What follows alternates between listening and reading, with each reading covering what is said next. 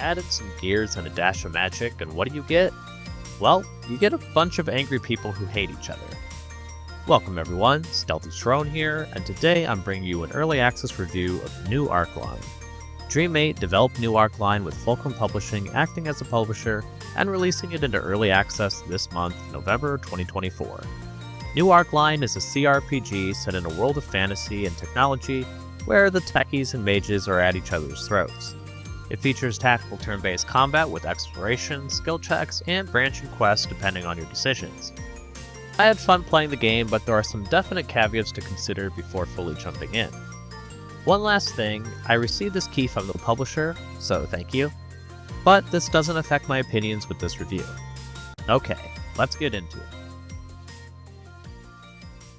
Presentation-wise, the game looks great. I felt they really used their setting. The Industrial Revolution inspiration was done remarkably well with the dock and factory workers everywhere, various machines and automatons throughout the town, and the various sign advertisements. But there are also elements of magic as well, from the mage conservatives pushing back against the newfangled technology, such as the magical races like elves, or monstrous creatures such as drowners or the abhorrents, twisted creatures who were once people that meddled with magic. It's a really well-made world, and I think Dream8 captures the feeling well. The characters and enemies are also well designed. I especially liked finding and seeing new tech armor to equip. I'd like to add that the character creator could use a bit more options as well, or at the very least some more portrait options. I really dislike in games like this when the portraits I can choose don't really represent how I made or would like to make my character. I assume these things will probably come in time though, since it's an early access release. On the audio side of things, nothing felt stand out to me, but none of it was bad. And while the whole game isn't voiced, there are plenty of sections that are. The voice actors all do a decent job with their deliveries. Of the performing arts. Richard, it seems you misunderstood me. Whoa, not so fast, fella. It's Richard Maxwell Gracefield Parisi III to you. That's Parisi with an E. No, of course. But you're deeply mistaken if you think we're asking your opinion on this. I did encounter some bugs though in my time playing the game. One amusing audio glitch was when I had a cat constantly meowing. The only thing you'll be leaving here is your teeth. Boys, show him how we deal with pervert scum like him.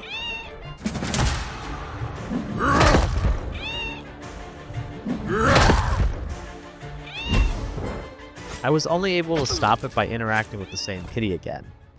There were some graphical issues as well, with the worst ones being stuttering gameplay and the camera not focusing correctly, with one time actually ended up inside the world. A few times the game crashed on me or just completely froze, forcing me to have to cut the program in the task manager. And for reference, my computer has an NVIDIA GeForce RTX 3060 Ti, with the recommended specs asking for an RTX 3060. So I don't think it was an issue with the computer. Normally, I wouldn't bother mentioning bugs if it was just one or two, but it happened enough and consistently that it's worth noting. It didn't really affect my enjoyment with the game that much, but I could see this as being an issue for others. That said, I was playing on a pre-release copy, so some of these issues might already be addressed, and if not, I'm sure many will be taken care of in the near future. The final point I'd like to bring up about the presentation is how the game displays text.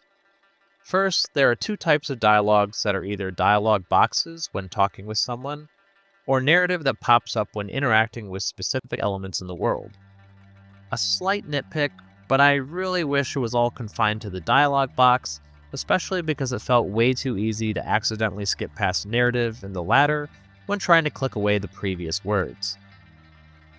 On that note, I hated how sometimes in voice-acted dialogue, the speakers would auto-continue, and other times you need to actually click continue.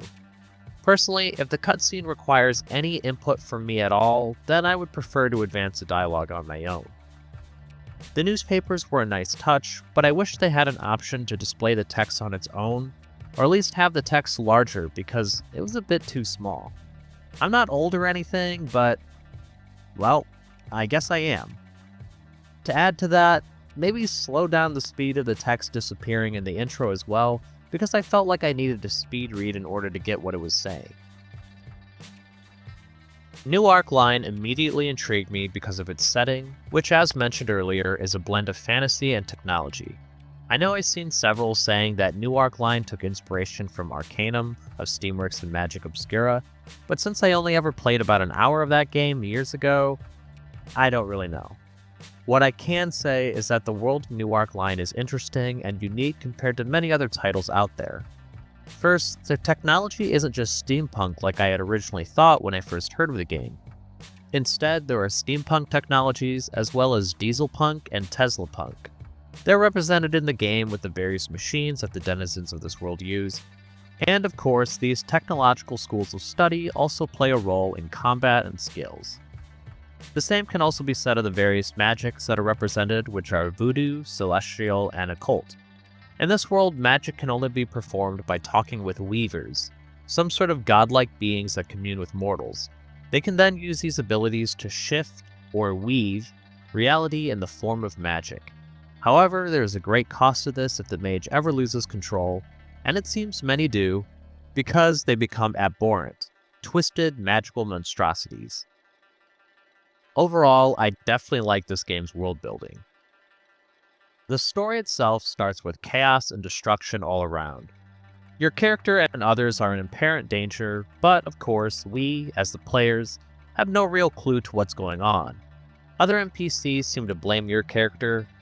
Later, your character's sitting in a room with someone reading from your supposed journal and condemning you for your actions, up until it does a flashback to the beginning, which is the actual start of the game.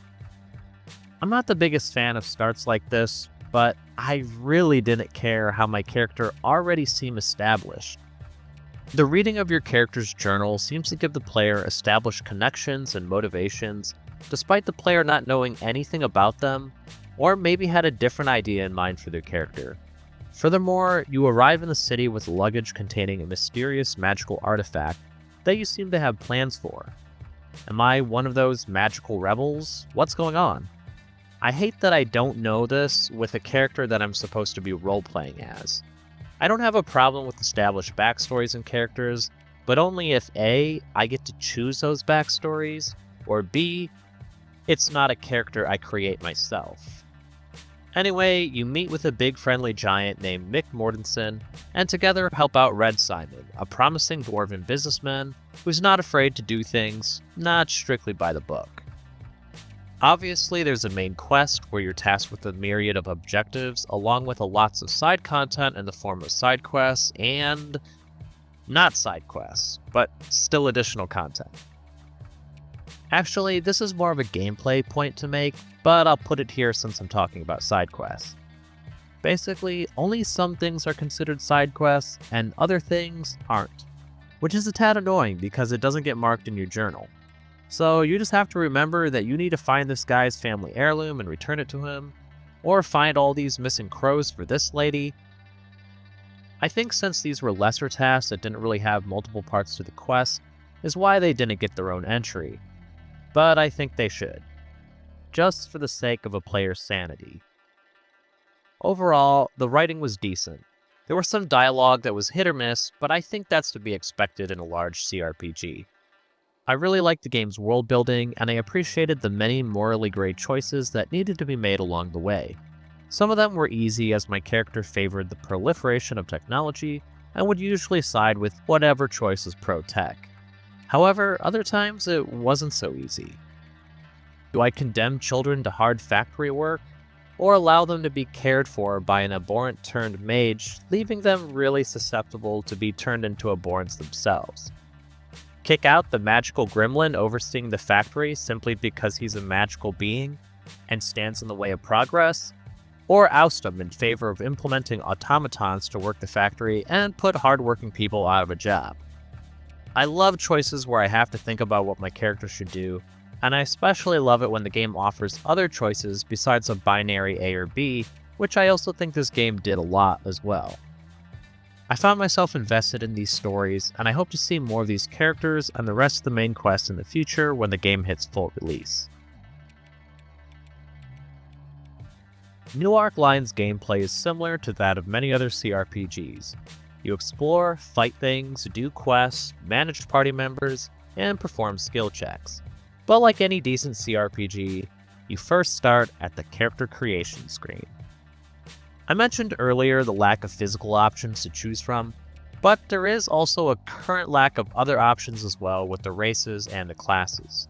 This will all change in the future, but currently you could only play as a human or an elf for the races, and a diesel engineer or voodoo shaman for classes.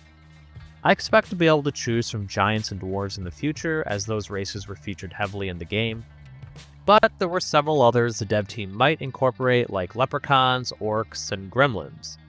As for the classes, I'd expect a specific class for each of the 3 different concentrations within technology and magic. I chose to play the diesel engineer, which meant I was going to be mostly ranged using firearms. And since I'm already talking about weapons, I may as well segue into talking about combat. In New Arc Line, combat is turn-based and the turn order is determined by an initiative roll. Each character has 2 action points, a set of movement points, secondary actions, and using a miscellaneous action, like a consumable. The combat was serviceable, but had a few issues. First, it felt fairly easy. Each character, including enemies, has 2 bars, a health bar, and an armor bar? I don't know exactly what the top bar was, but it refreshed every turn. Health is only specific to the encounter you're in, and once the fight is over, it immediately refreshes to full, so any consumables or healing spells are only necessary in a fight.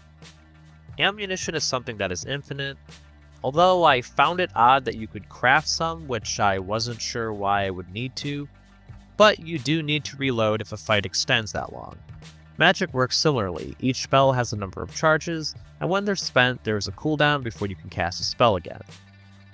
The unnecessary in-between fight management meant that you could always use your strongest abilities without worry of not having them later on.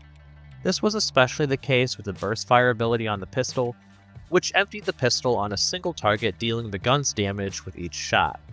This absolutely wrecked enemies, even taking out a boss in almost one attack. Also, the combat abilities are determined by the equipment a character is using, rather than awarded through their own aptitude in an associated skill.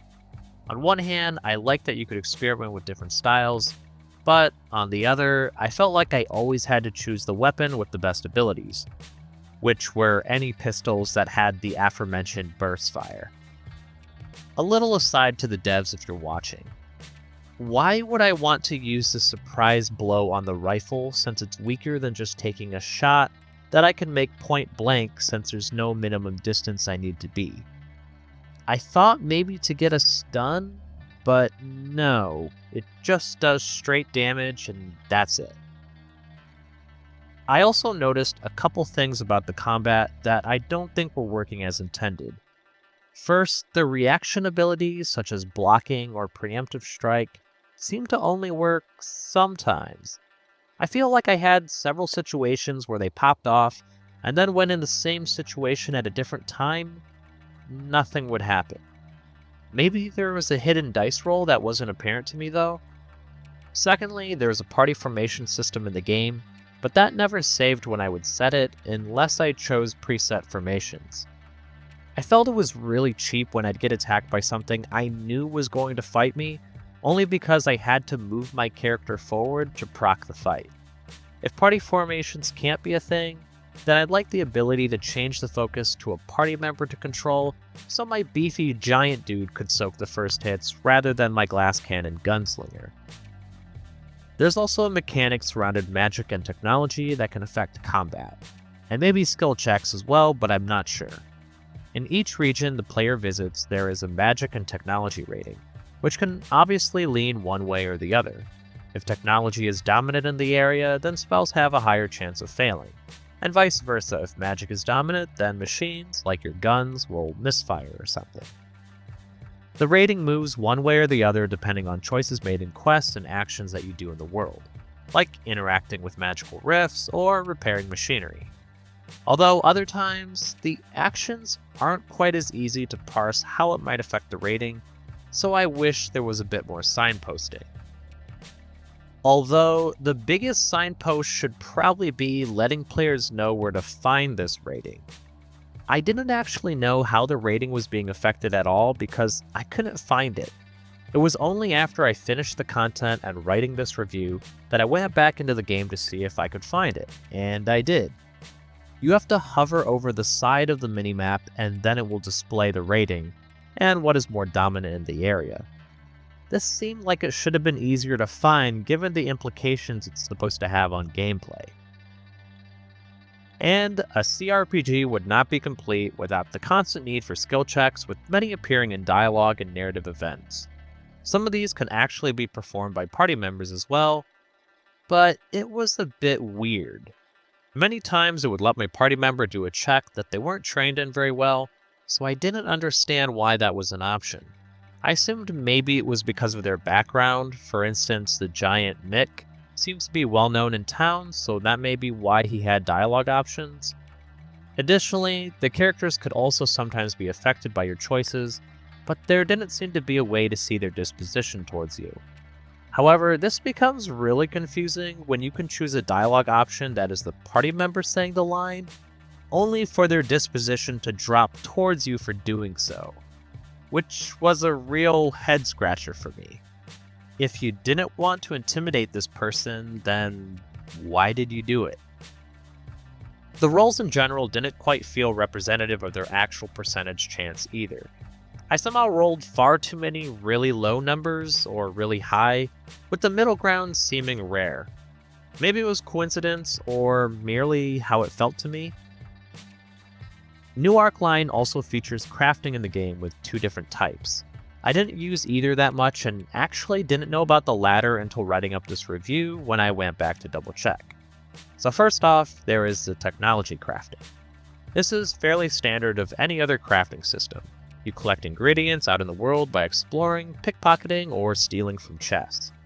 And hold up a minute, but I need to make mention of that. Some of the containers in this game are marked as stealing, and others are simply marked loot. Yet, sometimes an NPC would accuse me of stealing from them, even if the chest was not explicitly marked as stealing. This made things rather confusing. Although this actually didn't matter because there didn't seem to be any repercussions to pickpocketing or stealing, other than you need to wait the 30-second cooldown time before you can attempt again. Anyway, you collect these ingredients and then interact with the portable crafting station that you carry around, or a larger crafting station for more complex items. These can range from weapons, armor, and grenades. Magical crafting is a bit more unique though. Around the world are rifts that mages can interact with in exchange for cards. You can also find scrolls that hold cards as well. These cards can then be consumed for spellcrafting or enchanting. Although I didn't really get to use this system at all because I had no idea how to see the cards or access this crafting window. Once again, I found this after the fact and noticed the spellcrafting button near the tech crafting one by the minimap. Anyway, you need 3 components which can change the makeup of the new spell. Once crafted, the spell gets added to the mage's arsenal to be used in combat. If there is a limit or a way to select which ones get shown, I'm not sure. That said, it seemed like an interesting system and has made me more interested in returning to the game again to try spellcasting. Between all this crafting, looting, and gaining quest rewards, you're going to get a lot of stuff in your inventory. And managing that inventory is a nightmare on its own. The game gives you a decent sized inventory, and with no encumbrance, you can fill your pockets to your heart's desire. Although finding anything specific is tough. There's no sorting option and no individual category tabs. You can't search for specific items, so you're just left highlighting over a bunch of stuff in the hopes that you could find what you're looking for. The inventory could also benefit from a few other quality of life features as well. First, when you highlight over equipment, it should have a comparison to the already equipped item. This is such a staple in RPGs, I'm surprised it wasn't already implemented. Second, there should be a way to send a bunch of items at once to your other party members, rather than selecting them one at a time. And lastly, being able to double-click on equipable items to equip them to the respective slot would be nice as well. On that note, I came across several pieces of equipment that I couldn't put on. At first, I thought it might have been a skill issue. My character wasn't trained in voodoo magic, so they can't wear voodoo magic stuff. But then I got Magda, the mage, who yes, was primarily a celestial mage, but she had some points in voodoo.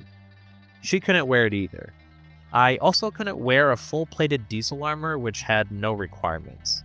I'm not sure if I was missing something here or if things weren't working correctly. And that brings us to the value and my final thoughts.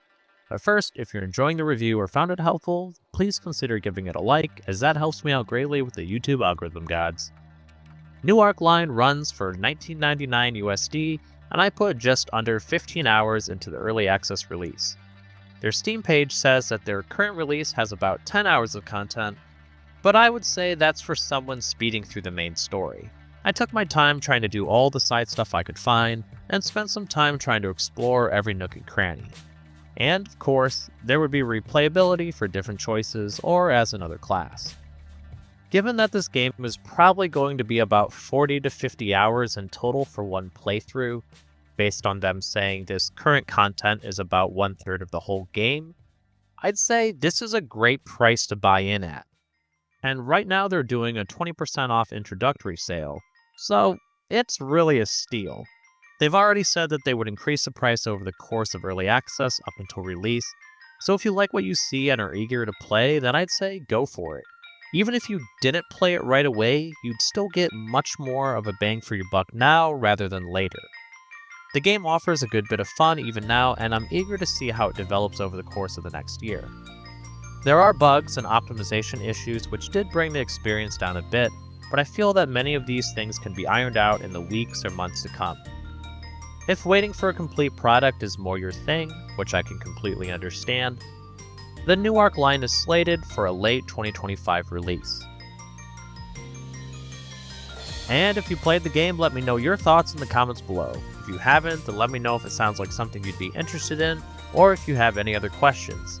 I hope this video helped you in some small way, and if it did, then please consider leaving a like, comment, subscribe, or whatever it is you feel like doing. Thanks for watching, and have a nice day.